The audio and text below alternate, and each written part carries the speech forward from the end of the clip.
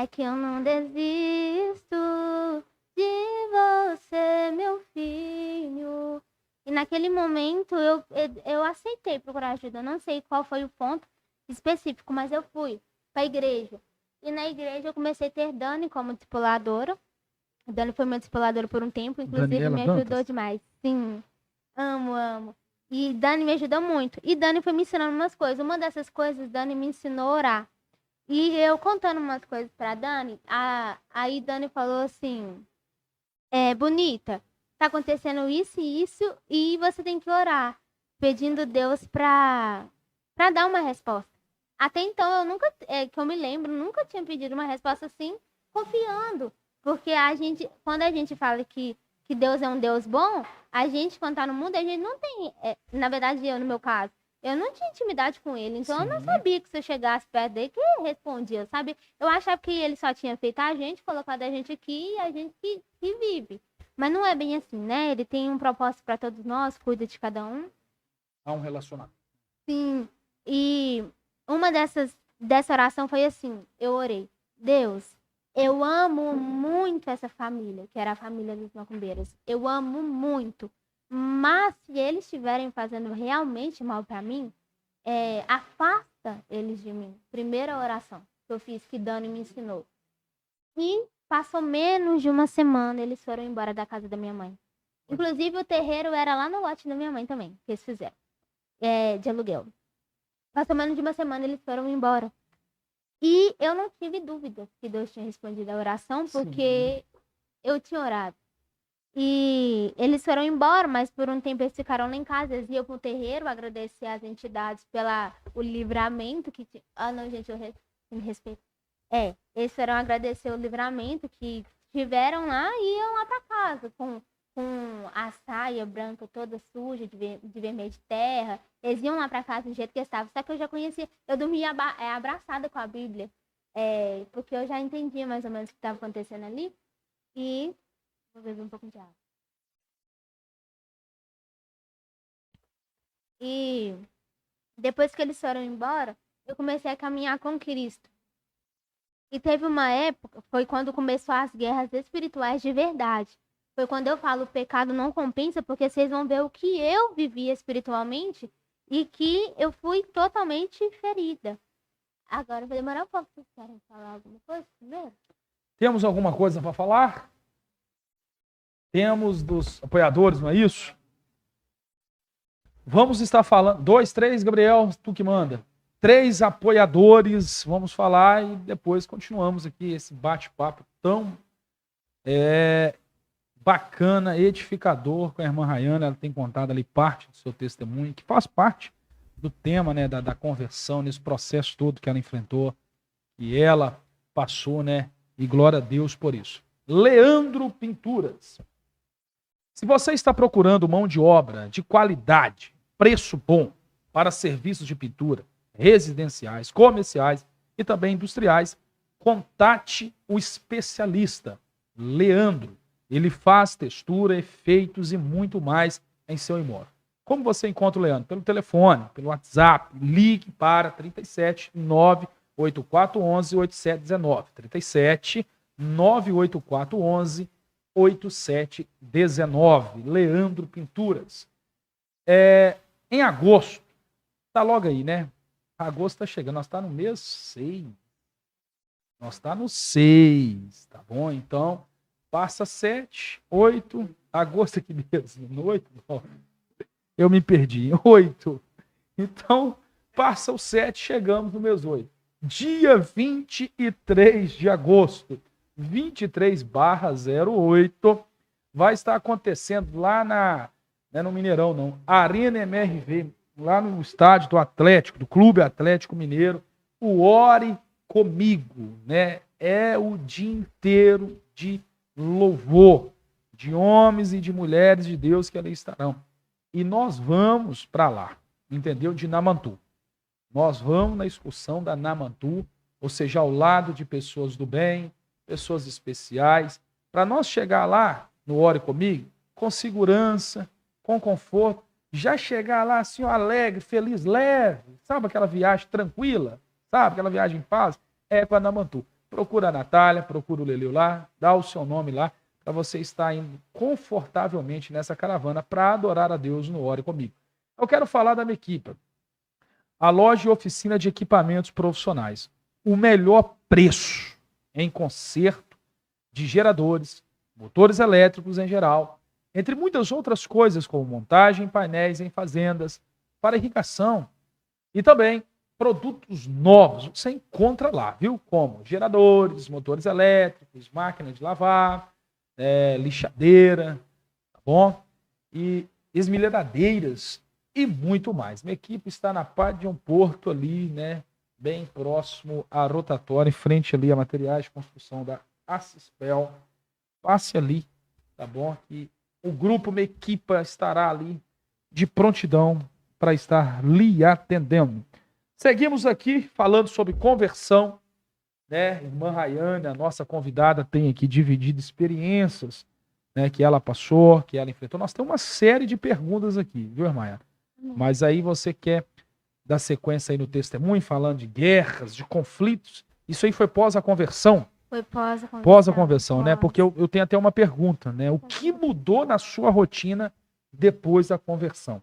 Então, dentro dessa pergunta, você tece aí a respeito, discorre a respeito aí do testemunho, né? Dos conflitos, né? Porque há conflitos, né? Porque a conversão, né? Tipo, você está convertendo para Deus, para o Senhor. Então você está refazendo a sua rota. Ou seja, um caminho, uma rota que você estava distante de Deus, você está convertindo para uma rota, um caminho certo, que é Deus. E é de se esperar, né, que devido a uma decisão, uma ação dessa, há uma reação por parte do inimigo. Claro. Por parte do império das trevas. Isso é fato. Isso é verdade. Porque para Satanás, ele é ruim, gente. Não vem achar que o diabo é bom, né, que ele é bonzinho. Não, ele é ruim. O diabo é ruim, ele é mau, entendeu? Ele não presta, essa que é a verdade. E quanto mais longe nós estivermos de Deus, quanto nós estivermos mais longe do verdadeiro caminho, para ele melhor. Para ele é um banquete, para isso é um deleite, entendeu? Então o conflito é o sexto inteiro. O que te mudou na sua rotina? Já conflitos, por exemplo, já apareceu, né? Dentro dessa rotina aí, por exemplo, agora a partir de então, convertida pós-conversão, né? Mudou sobre a questão do término. Quando a minha mãe, porque a gente sabe assim, que a luta, por não ser contra carne nem sangue, o inimigo, ele usa palavras que pessoas lançam contra nós, sem sabedoria, para ferir a gente. Verdade. E era algo que a minha mãe falava muito desse ex meu, que na época me feria muito, e que o que mudou, falando disso, é que eu não sou mais a Rayane de quem era antes. Então a rotina que mudou é que hoje eu já não vivo mais... prestando atenção em palavras negativas que são lançadas sobre mim. Eu retenho o que é bom. Então, a rotina é que eu tô realmente buscando ser luz e sal. Não sei se foi bem a resposta que eu esperava, mas é porque eu buguei. Não, perfeito. E o testemunho do conflito aí? Porque isso já começou a fazer parte da sua rotina pós-conversão, né? Sim. Gente... O que você tem para contar para a gente aí, com esse testemunho que você escreveu? E depois nós temos uma série de perguntas. Amém. O chat aqui está agitado, tem muita gente mandando sua pergunta aqui, querendo.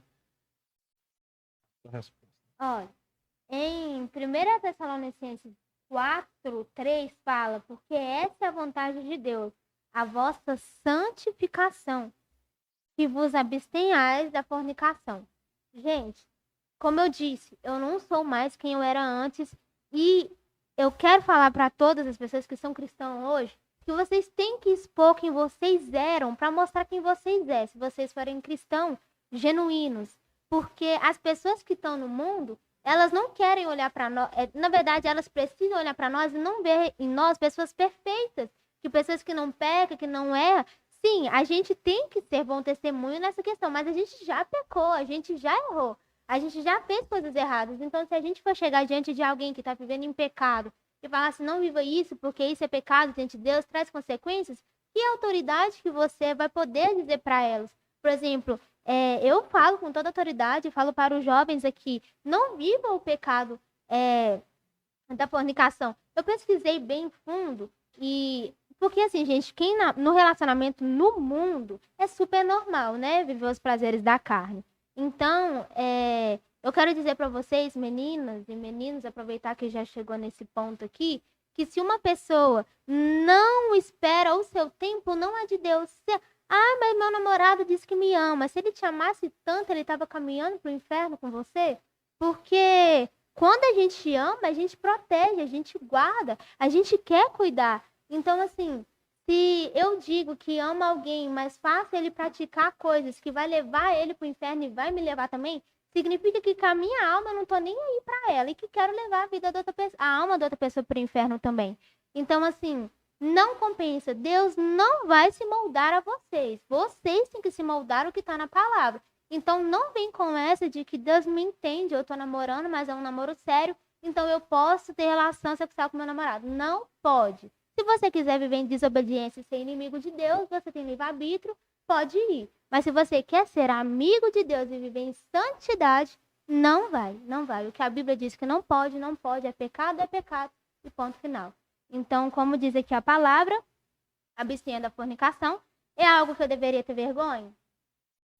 Talvez, mas hoje é para testemunho, como diz a palavra, que no que a gente já foi tentado, a gente tem que testemunhar para mostrar para as pessoas que elas não são escravas do pecado, elas conseguem ser livres. E falar também que o pecado da fornicação e qualquer outro pecado traz consequências. Só que a gente vai estar na carne, a gente não vai ter o discernimento de que muitas coisas que a gente está colhendo é frutos de pecados, né? Mas não deixa de ser, vai vir consequências, vai vir muitas guerras e você não vai entender que é espiritual porque você não é espiritual, assim como eu não era. Então, na Bíblia fala pra gente abster da fornicação. Eu pesquisei fundo o que é isso, gente. E se eu estiver errado, irmão, peço que também você chame a atenção. Fala assim, me conserta. Fala certo? Fornicação é quando você tem relação sem ter compromisso. Assim, é igual no namoro, não tem um casamento. Isso é fornicação. Adultério é quando uma pessoa casada tem relação sexual, ou até nem precisa ser sexual, com uma pessoa que não seja seu cônjuge.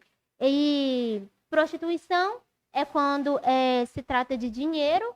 E também é mencionado em Oséias como nós com Deus, quem vive desobediência está prostituindo contra Deus, porque o nosso corpo é templo e a gente está usando para coisas que não é edificante para ser templo de Deus. Então, assim, eu vivia, glória a Deus, eu fui liberta, o pecado da fornicação, que é o relacionamento, que é a relação antes do casamento. E por que eu estou dizendo isso? Porque eu não sou um bebê. Eu sou adulta, eu tô com 20 anos e se eu tivesse vivido aquilo para ter ficado só lá, onde que o meu testemunho ia entrar? Porque aí você me perguntava, por que, Rayane, que você viveu tanto? Por que espiritualmente você passou por tantas coisas? Eu mereci, porque eu estava em desobediência, então tudo que vinha sobre mim era mérito, eu merecia.